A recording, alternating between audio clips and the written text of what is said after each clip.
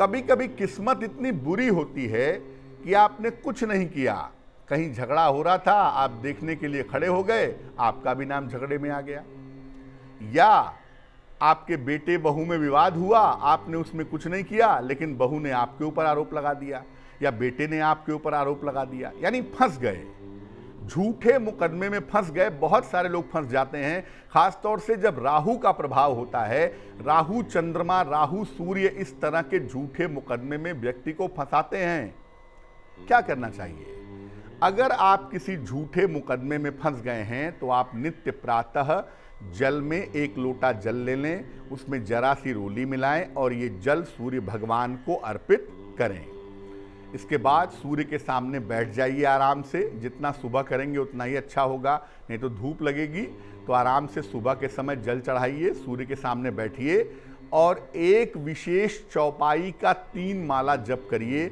चौपाई होगी, दुर्गम काज जगत के जेते, सुगम अनुग्रह तुम्हरे तेते।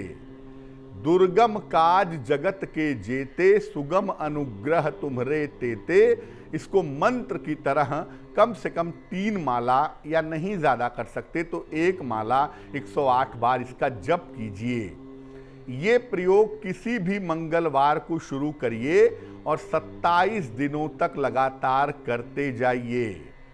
साथ ही साथ हर मंगलवार को गाय को गुड़ और रोटी भी खिलाएं तो बहुत ज़्यादा अच्छा होगा।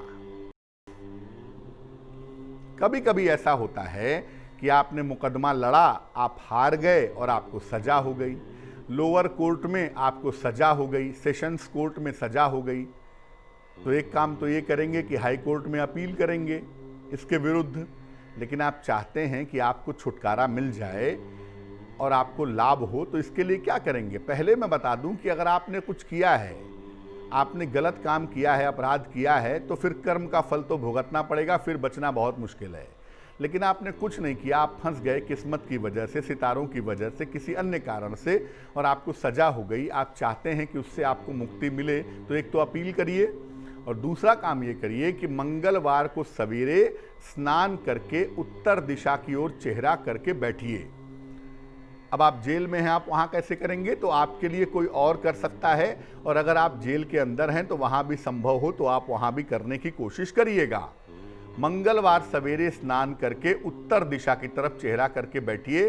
धीरे धीरे करके 100 बार हनुमान चालीसा का पाठ करिए, और अगर लगातार नहीं पढ़ सकते तो 5-5 बार करके 10-10 बार पढ़ करके एक ही दिन में इसको समाप्त करिए। चाहें तो एक ही दिन में 100 बार पढ़ें, और नहीं 100 बार भी पढ़ पाते एक दिन में, तो मंगलवार को शुरू करिए और 11 दिनों में कुल 100 बार पढ़िए। इस प्रयोग की समाप्ति के साथ ही आपकी मुक्ति मिलने के योग बन जाएंगे। कहते हैं ना, जो 100 बार पाठ कर जोई, छूटहि बंदी महासुख होई। जो 100 बार इसका पाठ करता है वो बंदी गृह से छूट जाता है। और जितने दिन तक ये प्रयोग करेंगे उतने दिन तक मांस मदिरा का सेवन नहीं करेंगे। अब एक अहम सवाल, कुंडली में योग है, आपकी हाथ की रेखाओं में योग हैं कि जेल के योग हैं, मुकदमेबाजी के योग हैं, आप चाहते हैं कि ऐसी नौबत कभी ना आए, तो इसके लिए क्या करेंगे? मंगलवार को हनुमान चालीसा का पाठ करें। हर मंगलवार को सात्विक आहार ग्रहण करें, प्याज, लहसुन, मांस, मदिरा का प्रयोग न करें। हर मंगलवार को शाम को निर्धनों में, गरीबों में हलवा पूरी बांटें। ऐसा अगर आप लगातार करते जाएं तो किसी भी तरह की जेल यात्रा से, किसी भी तरह की मुकदमेबाजी से, किसी भी तरह की कोर्ट कचहरी से बचे रहेंगे।